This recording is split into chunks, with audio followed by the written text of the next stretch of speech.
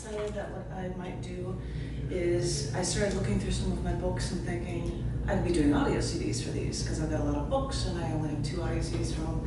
So I thought I'd start working on the collection book, Personal Nudity, which is out in 2014. It's actually a jump photo of me where I'm wearing shorts and a t-shirt, but we're like, let's put boards on it and I'll just clone up skin and it'll look like I'm naked jumping. But this is a bunch of shorter poems, and when I did this collection book, I included YouTube links of all the readings that I had done of these things. And I know I'd read things since, but I looked through this to see how many of these things have I never read before, because I could pull from those things to get for an audio CD, and there are 2 in here that I've never read before. So I was going to read them and then read a new piece. I'll do the more entertaining one first, I guess. This is called the Kuyper name. Kuyper with an I, because my name is with an I. Oh, and by the way, if you want to applaud excessively, it would be on an audio CD.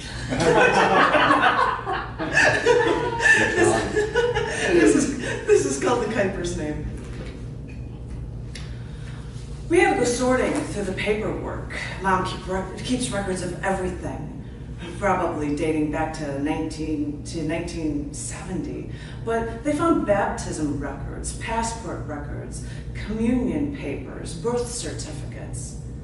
And we just noticed that on Dad's birth certificate, his last name and our grandfather's name was actually spelled K-U-I-P-E-R-S, Kuipers with an I.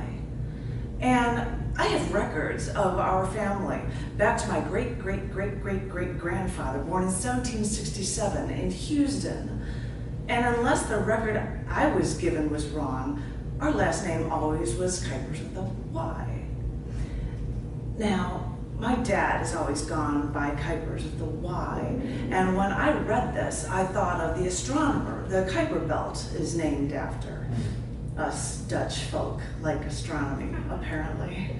And I don't know what our name really should be. And hey, all the kids' birth certificates say Kuipers Y, not Kuipers I. So I suppose it's just funny that the Dutch are great architects and we've been architects, or in the construction business, or like me, photograph architecture all the time. And it's funny to see my name in astronomy, and by chance, someone spelling my dad's name on his birth certificate with an I. You know, it gives me one more connection to something I love. Oh, really?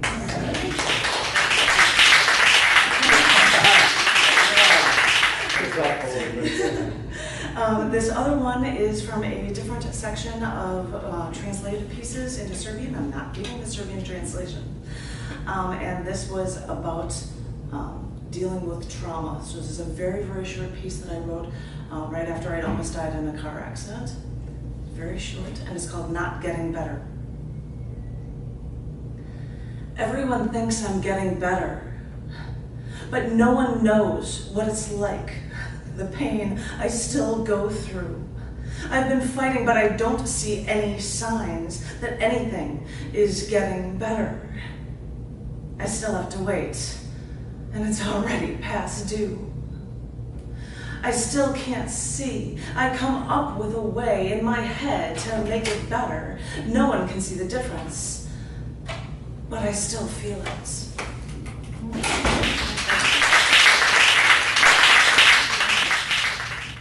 And I will share with you one new piece that I have not read here before. A couple of weeks ago, my sister called me to tell me that my brother died. Estranged, I hadn't seen him in a long time, he moved away, he didn't associate with the family, but I had to write something because I didn't want to be thinking anger when he was dead, and I wrote only half the story. He was a troubled man. He had a good life, but let demons in to do him in. In his struggles, he almost died a number of times. And even his family pushed him away and only heard news of his death after he was already cremated. And it makes me wonder if our love for him ever completely went away. Because even after all the mistakes were made, I want to believe that he's worth more than what his demons reduced him to. I want to remember that when I worked retail, he bought the biggest teddy bear through me when he had just found out that his wife was pregnant with their first child. And I suppose that was a fun way for me to get the news too. I want to remember how he'd come inside after plowing too many streets to count that were filled with feet after feet of snow, and little icicles would be hanging off his mustache from his breath. I want to remember that he once built an airplane from scratch so he could sit in his own cockpit and fly himself into the sky.